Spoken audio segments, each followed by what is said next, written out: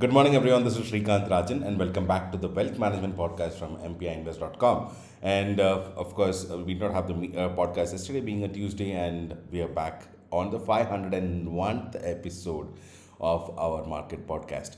Well, of course, it feels great. We've crossed 500 episodes. It just feels like yesterday that we started this, and already we are close to 500 plus. Well, what is important is we are able to update you on a regular basis, and that's what I love about this podcast. The most important thing about this podcast, is not only you get updated about what's happening in the market, that could help you decide on your financial investment decisions.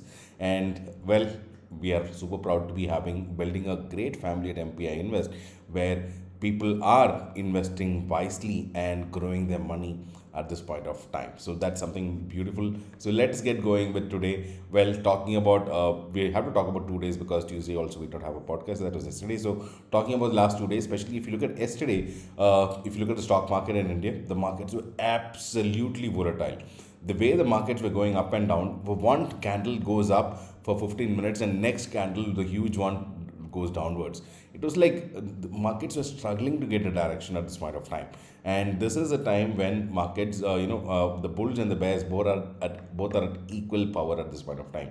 The interesting thing is the institutions are on the buy side. Yes, the FIs and the DIAs have been continuously buying regularly, but then probably looks like the retailers are still kind of confused what's happening. So if you remember what we discussed on Monday, we had discussed about Japan, how Japan market crashed after the sense of rate hikes was kind of hitting the market. So because of that, we did see some volatility in the Indian market, though it should technically not affect Indian market. But then one very important thing is after that markets are trying to stabilize, and we are actually struggling to find a direction is what I feel at this point of time. Now, yesterday, if you look at, there was some important data which will be coming out in India as well as US. So that is something that we'll discuss in a while. So before that, of one important thing, yesterday the Fin Nifty expiry was absolutely volatile. People who were trading would have definitely had trouble hitting or holding the positions. And I just read about a lot of people actually hitting losses. So luckily we don't take such trades at MPI family, and we take very safe trades.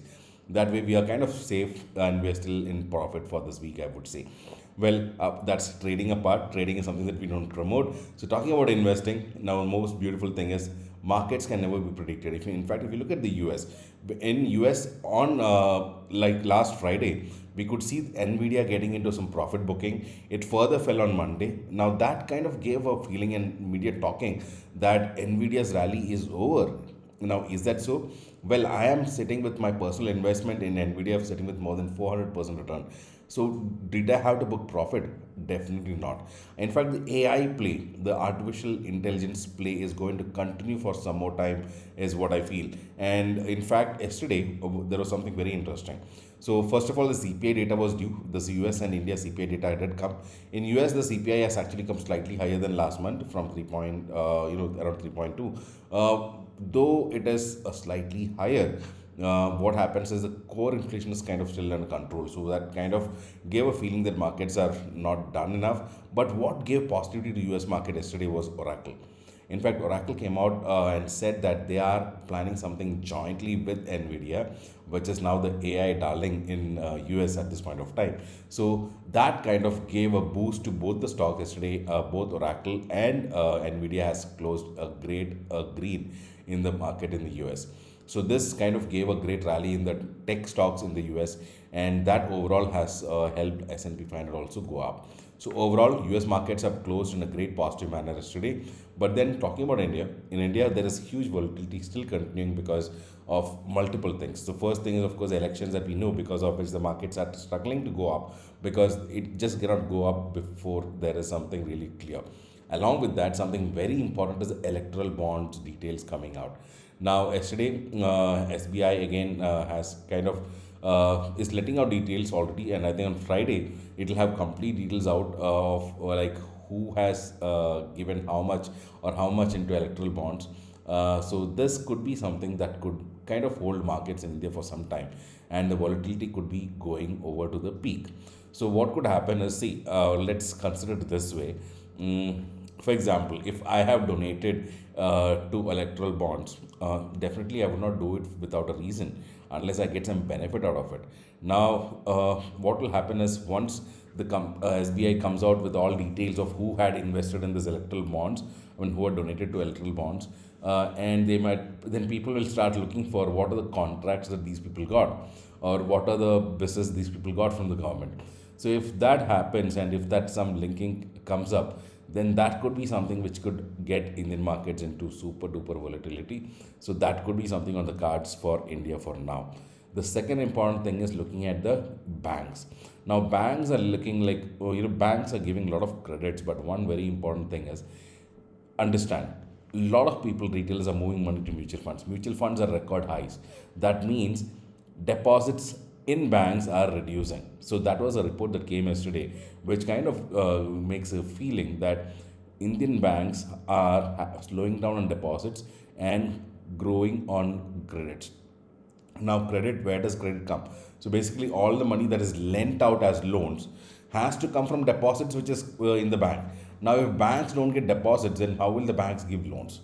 So that is a big question, right? So as on today, the credit to deposit ratio is inching closer to 80%. That means if 100 rupees of deposits they have, 80% is being lent out. Now the fear is there could be a liquidity issue if a lot of people come to take out the deposits. Now, if people start in bulk come and start taking deposits, most of the banks have dispersed the money as loans.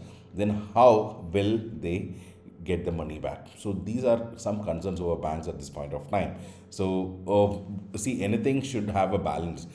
So much of mutual funds and lower deposit rates in banks can also be a concern. So these are a few things which will take some time to change. So naturally, market has to see some fear, so to see some correction and probably some money going into deposits. But otherwise, markets are markets, and they would continue to be, killing the people with fear and greed. So simple as that. So these are two important emotions to be controlled as long as you're investing in the stock markets: fear and greed. As long as you're able to control these emotions, well, markets are yours and you can make amazing money out of it.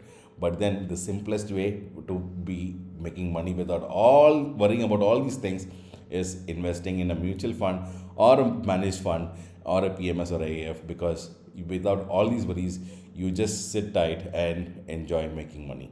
So, well, these are few things which I had to discuss for today. So, of course, yesterday India CPI also has come in. It has again come less than 6%, which is a great thing.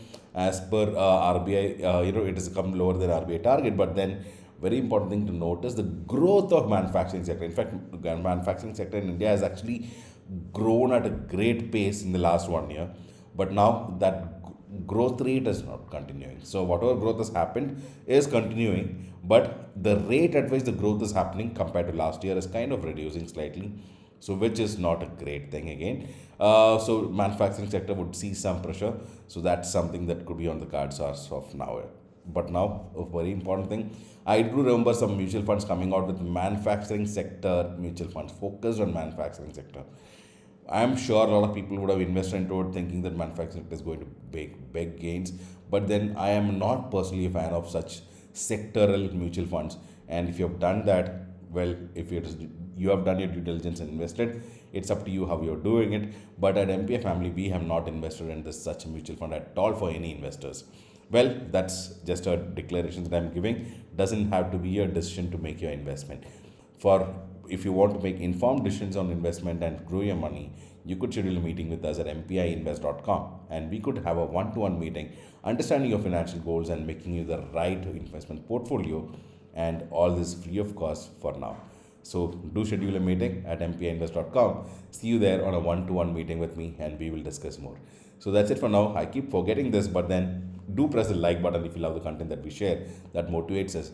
And do share the podcast with your friends and relatives so you can learn and invest together with us. This is Srikanth Rajan from MPI Invest signing off until we catch up with more details tomorrow morning. Goodbye. Have a great day.